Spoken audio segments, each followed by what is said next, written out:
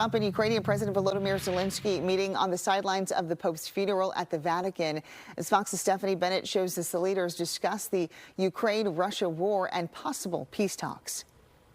Presidents Trump and Zelenskyy met for roughly 15 minutes. It's the first time they've been face-to-face since their explosive argument at the White House back in February. They sat inside the large marble hall of St. Peter's Basilica. The White House said their discussion was very productive, and Zelenskyy said on X that they discussed a lot one-on-one, and he's hoping for results on everything they covered, including a full and unconditional ceasefire and reliable and lasting peace. Zelenskyy described the meeting as very symbolic, and that has the potential to become historic if we achieve joint results, he said.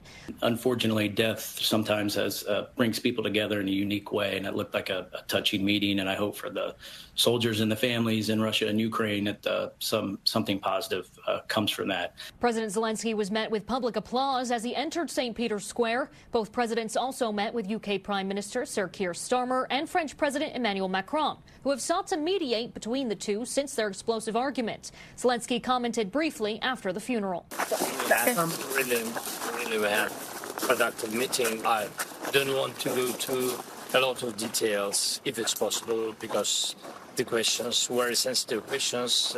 Russian President Putin did not attend the Pope's funeral as he faces an arrest warrant issued by the International Criminal Court accused of war crimes. But Trump's special envoy, Steve Witkoff, met with Putin in Moscow Friday. President Trump said both sides were very close to a deal.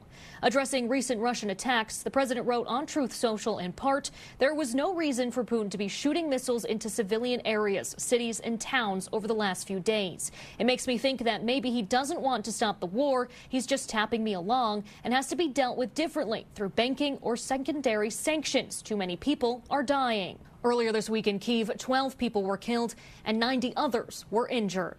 In London, Stephanie Bennett, Fox News.